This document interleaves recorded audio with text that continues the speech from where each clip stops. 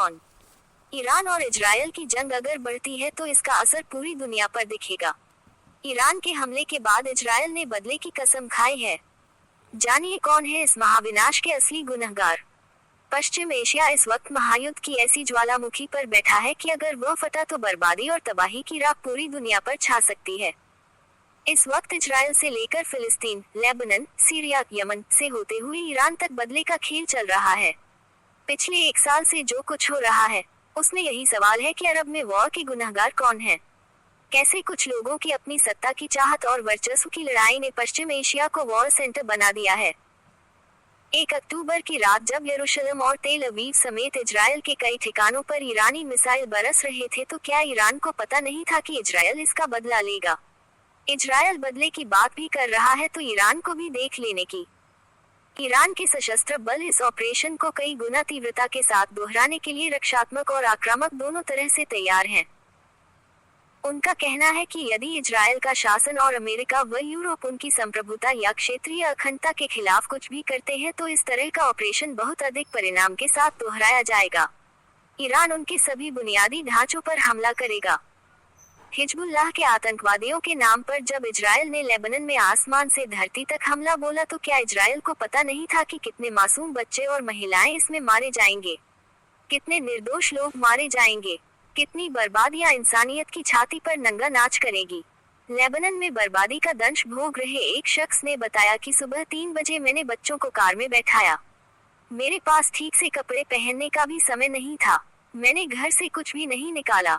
मैंने सोचा कि शायद चेतावनी सटीक थी।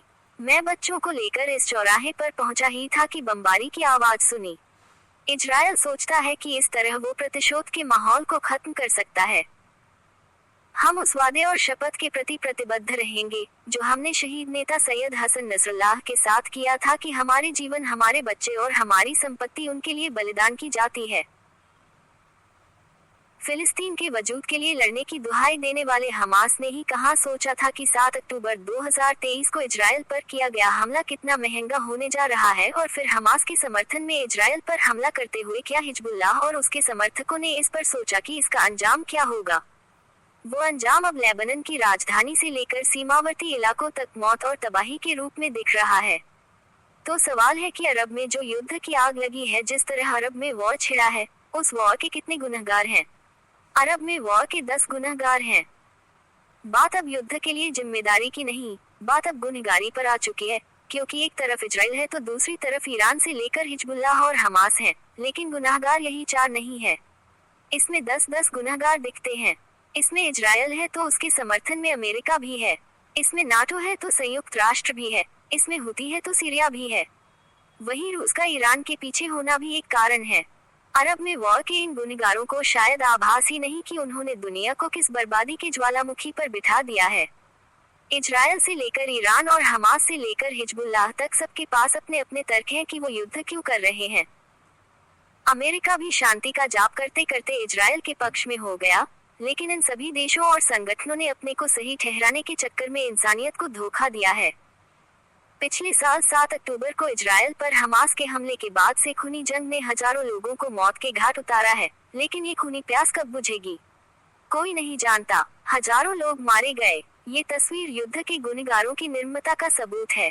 ऐसी न जाने कितनी तस्वीरें बर्बादियों के रूप में पश्चिम एशिया के माथे पर घूम रही हैं।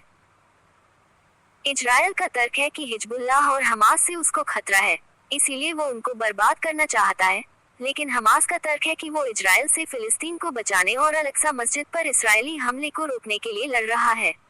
उधर हिजबुल्लाह का तर्क है कि 1982 में